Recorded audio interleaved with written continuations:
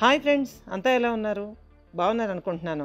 మీ అందరికీ నచ్చేటటువంటి horror ఎలిమెంట్తో horror and mystery కలిపి బాగా దట్టించి రాసినటువంటి మిస్టరీ నవల, అట్లాగే హర్రర్ నవలగా కూడా చెప్పుకోవచ్చండి, మన జయంత సేన.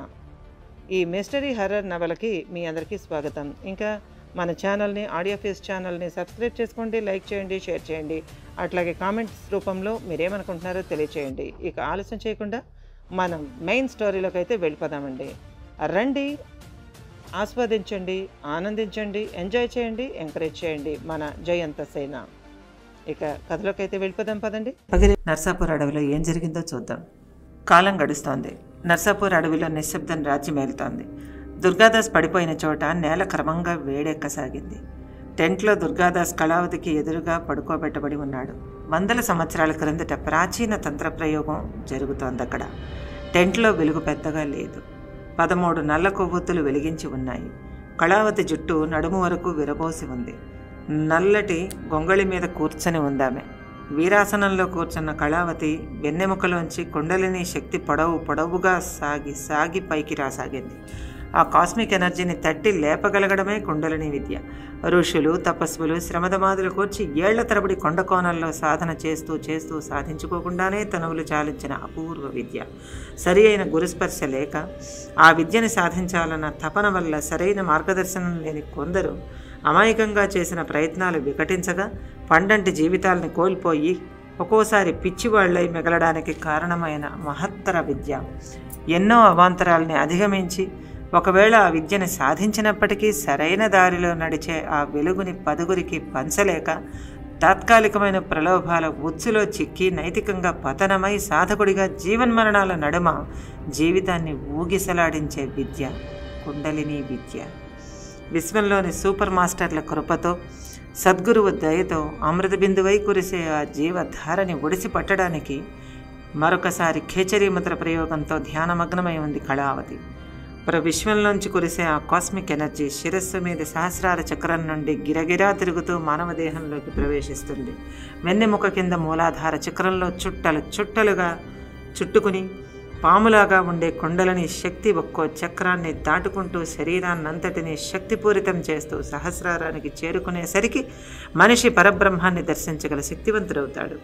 ఎన్నో స్థాయిల్లో ప్రవేశించిన ఆ శక్తి ప్రసరణకి దేహం తట్టుకోలేక వెన్నెముక పాడై జీవితాంతం శరీరం చచ్చుబడి బ్రతుకు భారమైన సాధకులకి సింహస్వప్నం ఆ విద్య. అలాంటి కుండలిని విద్యని ప్రయోగించి తద్వారా ఉత్పన్నమైన శక్తికి మూలతంత్రంలోని ఓ ప్రక్రియని చేర్చి తన దుర్గాదాసుని బ్రతికించుకునే ప్రయత్నం కళావతి చేయబోతూ ఉంది. మనిషి జీవితం చాలా చిన్నది. 4 ఆశ్రమ ధర్మాలని పాటించేలోగానే ఆయుర్దాయం చరమదశకి చేరుకుంటుంది. ఇక అక్కడికి ఏం మిగులుతుంది? భావోద్వేగాలను దాటుకునే భగీరథ ప్రయత్నంలోనే బతుకు గడిచిపోతుంది. అలాంటిది శాస్త్ర పరిచయం మాత్రమే చేయించే ఈనాటి విద్యా ప్రణాళికలు నిరుపయోగమే, ఎందుకు నిలబడవు. మనిషిలోని అత్యున్నత శక్తి శిఖరాల్ని అధిరోహించే యోగశాస్త్రాలని, అరుదైన పరావిద్యని సాధనకు స్వయంగా ఎంచుకోవాలంటే సాధారణ వ్యక్తులకు అది సరిపోదు. కళావతి 3 దశాబ్దాల తంత్ర విద్యా సాధన ఈనాడు ఒక ప్రాణాన్ని కాపాడడానికి ఉపయోగపడుతోంది. ఆమె ప్రయత్నాన్ని అడ్డుకోవటానికి దుర్గాదాస్ ప్రత్యర్థి ఆసరికే సిద్ధమైపోయాడు. దట్టమైన కర్ణాటక అడవుల్లో విశాలంగా పరుచుకున్న ఒక దిరిశన చెట్టు మొదట్లో పులి చర్మం మీద పద్మాసనంలో కూర్చుని కళ్ళు మూసుకున్నాడు సమస్త శాస్త్రాలని ఔపోషణ పెట్టిన మహాతాంత్రికుడు గురురాజప్ప. అతని ముందు ముగ్గులతో అలంకరించిన హోమకుండం ఉంది. సమిధులు పేర్చి ఉన్నాయి. చూపులకు నెయ్యిలా ఉన్న ఏదో పదార్థం తామరాకు దొప్పల్లో సిద్ధంగా పెట్టబడి ఉన్నది. ఆయన ముందు మసిపూసిన ఓ పలుచని ఇత్తడి రేకు ఉన్నది. దాని మీద దృష్టిని కేంద్రీకరించడానికి వీలుగా ఒక చుక్క ఉన్నది. ఒక్కసారిగా గురురాజప్ప పెదవులు సన్నని శబ్దంతో ఏవో మంత్రాక్షరాలను క్రమబద్ధంగా పలుకుతూ నిర్ణీత సమయానికి కళ్ళు తెరిచి హోమకొండం కేసి తీక్షణంగా చూడగానే డబ్మని శబ్దం చేస్తూ అంటుకుంది మంట. ఎవరో వెలిగించినట్టుగా మంట చూస్తుండగానే పెద్దదైంది. ప్రకృతి అచ్చెరు వందేలా జ్వాలగా మారి 3 అడుగుల ఎత్తున ఎగసి పడుతోంది హోమకుండంలో. అరచేతులను ఛాతీ దగ్గర లోపలి వైపుకు మడిచి ఏదో ముద్రపట్టి ఆ ఇత్తడి రేకు మీదకి ఏకాగ్రతగా చూశాడు గురురాజప్ప. కొద్ది క్షణాల్లో ఆ రేకు మీద రంగురంగుల కాంతి గిరగిరా తిరిగి దృశ్యం ప్రత్యక్షమైంది. ఆ దృశ్యం ఎవరైనా చూసేందుకు వీలుగా స్పష్టంగా కనపడసాగింది. క్రమంగా టెంట్లో కళావతి చేస్తున్న క్రతువు ప్రత్యక్షమైంది. ముందు సాధారణంగా భావించి చూసిన గురిరాజప్ప మొహం క్రోధంతో ఎర్రబడింది. చూపులకే తపస్విగా మిగిలిన గురిరాజప్పలోని తామసిక ప్రవృత్తి జడలు విప్పింది. విశ్వాంతరాళాల నుంచి జాలువారుతోన్న అద్భుత శక్తి ప్రవాహం, నిరంతర గురుస్మరణ చేత సాధించుకున్న గుప్త విద్యల విన్యాసం, ఖేచరీ ముద్రలో కళావతి, ఆమె భ్రకుటి స్థానంలో కేంద్రీకృతమవుతున్న అపూరూప శక్తి సంగమం, తుఫాను సమయంలో ఐలాగా సుడిదిరుగుతున్న శక్తి తరంగాలు, అమృత వర్షానికి సిద్ధమవుతున్న ఆమె మనోమండలం, ఏకకాలంలో 2 మహావిద్యల ప్రదర్శన అనితర సాధ్యం. ఆమె మార్గం వస్తు నిక్షిప్తమైన తంత్రవిద్యని వస్తురహితమైన యోగ విద్యతో కలిపి శక్తి సాధనకు నడుం కట్టిన గొప్ప సాధకురాలని 2 కళ్ళారా చూశాడు గురురాజప్ప. జనన మరణ చక్రాన్ని తన చేతులతో తిప్పుతున్న శక్తివంతమైన ఆయనకి, విశ్వామిత్రుడిని తలదన్ని ఆ మహా తపస్వికి శిష్య పరమాణువు లాంటి కళావతిని చూస్తే ముచ్చట కలగలేదు. పళ్ళు పటపటా కొరికాడు. విభూతి రేఖలతో శాస్త్విక రూపంలో ఉన్న గురురాజప్ప ముఖం రాగద్వేషాల రణరంగంలా వికృతంగా మారింది. శాంతి సౌభాగ్యాలను చిందించవలసిన ఆయన కళ్ళు ఎర్రదనాన్ని నింపుకున్నాయి. ఆయన చేతికి అక్కడున్న దర్భగడ్డి పరక అందింది. అంతే, దాన్ని తన నుదుటికి తాకించుకున్నాడు. కొద్ది క్షణాలు ఏదో జపించాడు. నీలాకాశంలో స్వేచ్ఛగా ఎగురుతున్న చిన్ని పావురం కేసి గురిచూసి విసిరిన కరుకు బాణంలా తన చేతిలోని దర్భగడ్డి పరకని కొంత తడవు ధ్యానించాక ఎదురుగా శూన్యంలోకి గురిచూసి విసిరాడు. అతడి చేతి నుండి విడిబడి గాల్లో ఎగురుతున్న ఆ దర్భగడ్డి చూస్తుండగానే నల్లటి భీకరాకృతిని దాల్చింది. మరుక్షణం నీడలా కరిగిపోయి పొగలాగా మారిపోయి చటుకున గాల్లో అదృశ్యమైంది.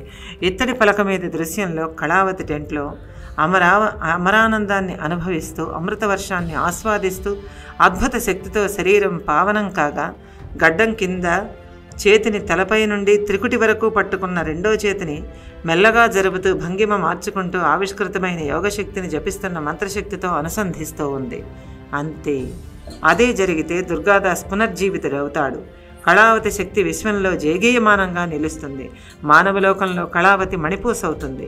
వాతావరణం పగటి వెలుగుని మింగేసి రాత్రి వైపుగా తిరుగుతున్న దానికి సూచనగా చీకటి క్రమంగా అడవిని ఆక్రమించుకుంటూ ఉంది. అప్పుడప్పుడు భయం కలిగిస్తుంది చీకటి. సరిగ్గా అప్పుడే కాసిం కుడి చెవి దగ్గర వెచ్చగా గాలి వీచింది. అతడి చెవి వెనక మెడ మీద రోమాలు నెక్కబడుచుకున్నాయి. కాసిం, గాల్లో తేలి చెవి దగ్గర గుసగుస మాదిరి వినిపించింది ఒక పిలుపు. ఆ గొంతు ఆడో మగో అర్థం కాదు. కంకర్రాళ్లలోంచి గాలి ఓడ శబ్దంలా కరకరమంది. అలర్ట్ అయ్యాడు ఖాసిం ఫకీర్. యా అల్లా, తలెత్తి పైకి చూశాడు. దుష్టశక్తి దూసుకొస్తోంది. అపాయం ఖాసిం, వేగంగా అన్నది చెవిలోని కర్ణపిశాచి. ఉలిక్కి పడ్డాడు ఖాసిం. యా అల్లా, ఏది దారి అడిగాడు. దారి కాదు ఖాసిం, అపాయం. కళావతిని రక్షించు. రక్షరేఖ చాలదు, వెళ్ళు, చెవిలో మరోసారి చెప్పింది కర్ణపిశాచి. ఒక్కసారిగా లేచి టెంట్లోకి వెళ్ళబోతూ అరసెకండ్లో 1000వ వంతు ఆగిపోయాడు. కళావతి పిలవందే తాను వెళ్ళకూడదు. కానీ ఈ వార్నింగు ఇప్పుడు పట్టించుకోవాలా వద్దా? తను ఇప్పుడు ఏది పాటించాలి? ఎవరి మాటల్ని నమ్మాలి? అమ్మకి అపాయం చెప్తున్నది అతీత శక్తి అంటే నిజం. అతీత శక్తులు అబద్ధాలు చెప్పవు. అమ్మకి ఏదైనా అయితే మరి గురువు దుర్గాదాస్ ఏం జరగకూడదంటే తను పూనుకోవాలి. కానీ పిలిస్తే కానీ రావద్దని అమ్మ ఆజ్ఞ. ఏం చెయ్యాలి? గొప్ప సంకట స్థితిలో పడిపోయాడు ఖాసిం. మరుక్షణం తనకి మంత్రం నేర్పిన గురువుని మనసులోనే స్మరించుకున్నాడు. మోకాళ్ల మీద పడమటి దిశగా తిరిగి కూర్చున్నాడు. అతడి 2 చేతులు ఆ యొక్క వేళ్లు కలిశాయి. అతడి పెదవులు ఇస్లాం పవిత్ర బీజాక్షరాలని క్రమబద్ధంగా ఉచ్చరించడం మొదలుపెట్టాయి. అతడి బుద్ధి లగ్నమైంది. ఆకుపచ్చని దివ్యకాంతి అతడి చేతుల నుండి పట్టి విష్ణు చక్రంలా గిరగిరా తిరుగుతూ 2 సెకండ్లలోనే టెంట్ మొత్తాన్ని కప్పేసింది.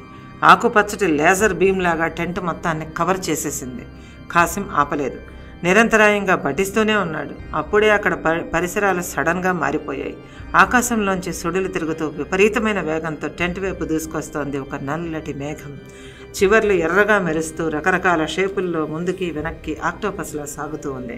టెంట్ మీదకు విసురుగా పడబోయిన ఆ మేఘం ఒక్కసారిగా ఉలిక్కిపడినట్టుగా ఆగింది. టెంట్ని కవర్ చేసేసిన ఆకుపచ్చటి కాంతులు చీల్చుకొని టెంట్లోకి దిగడానికి ఆ మేఘానికి వీలు పడడం లేదు. దట్టమైన షీల్డ్ మీద పడిన వానచినుకుల్లా చెదిరిపోతోంది. అది ఒక్కసారిగా ఆగ్రహించినట్టుగా ఆకాశంలోకి లేచింది. దూరంగా వెనక్కి ఎగురుతోంది. రాబోయే ఆపద మాకు తెలుసన్నట్టుగా అడవి మొత్తం నిశ్శబ్దంతో నిండిపోయింది. జీవజాలం తన నోరు తానే నొక్కేసుకుంది. గోడకి కొట్టిన బంతి రెట్టింపు వేగంతో వచ్చి పడ్డట్టుగా విపరీతమైన వేగంతో టెంట్ కేసి దూసుకు రాసాగింది ఆ నల్లటి మేఘం. క్షణంలో వెయ్యో వంతు ఆకుపచ్చటి కాంతులు మరింత దట్టమై టెంటను కప్పేశాయి. ఇవేమీ తెలియని ఖాసిం రెట్టింపు వేగంతో పఠిస్తూనే ఉన్నాడు. ఆ నల్లటి మేఘం ఒక్కసారిగా టెంట్ మీద విరుచుకు పడింది. అంతే, వేడి పెనం మీద పడ్డ నీటి చుక్కల్లా ఆవిరైపోయినట్టుగా చట చట చటమని శబ్దంతో ఘోరంగా మాయమైంది. రాలి తల మీద పడాల్సిన అగ్గిపిడుగు దూది పింజగా మారి ఎగిరి అవతల పడింది. ఈ గందరగోళం చూచాయిగా అర్థమైన ఖాసిం పెదాలు జపిస్తూనే చిరునవ్వుతో విచ్చుకున్నాయి. ఇత్తడి రేకు మీద ఈ తంతు అంతా పరీక్షగా చూస్తున్న గురురాజప్ప కళ్ళు నిప్పు ముద్దల్లా మారాయి. ఘోర పరాజయం. జీవితంలో తొలిసారి వేసిన అస్త్రం విఫలమైంది. పైగా ప్రత్యర్థి చేతిలో కానే కాదు, ప్రత్యర్థి కాపుంచిన వాడి చేతిలో. ఓటమి తట్టుకోలేడు. ఒక్కసారిగా పెడబొబ్బ పెట్టాడు గురురాజప్ప. కర్ణాటక అడవి గడగడ వణికింది. ధ్యానంలోని సుభద్ర ఉలిక్కిపడి కళ్ళు తెరిచింది. అక్కడ టెంట్లో కళావతి క్రతువు నిర్విఘ్నంగా కొనసాగుతోంది. దెబ్బతిన్న గురురాజప్ప సామాన్యుడు కాడు, అద్వితీయ శక్తి సంపన్నుడు. యుద్ధానికి సిద్ధమైన మొదటి గంట చాలా కీలకమైన సమయం. ప్రత్యర్థి బలం గురించి ఎవరికి వారే తెలుసుకుని తగిన అడుగుల్ని వేసుకోవడానికి అనువైన కాలం. మొదటి గంట మనదైనంత మాత్రాన గెలుస్తామని కాదు, తొలిగా అందిన చిన్న విజయం. సైనికుడిని కన్ను కప్పకూడదు, భుజం తట్టాలంతే. ఓడే కొద్దీ రెచ్చిపోయే గుణం ఏ ఆటగాడిలోనైనా ఉంటుంది. గురురాజప్ప లాంటి ఆరితేరిన ఆటగాడికి మరింత ఎక్కువగా ఉంటుంది. ప్రత్యర్థి బలం ఇంకా అర్థం కాని ఖాసిం కాలంతో పందెం వేసుకుంటున్నాడు. గురురాజప్ప రెండో ఛాన్స్ను ఊహించకపోయినా సిద్ధపడిపోయాడు. చివరి ఎత్తుని వేయడానికి నిర్ణయించుకున్న గొప్ప చదరంగపు ఆటగాడు గురురాజప్ప. ఈసారి దెబ్బ ఎవరిని కొడతారు? Time is always great observer. వేచి మనం కూడా చూడవలసిందే. ఇంకా ఉంది. నెక్స్ట్ పార్ట్ వరకు ఎదురు చూడక తప్పదు.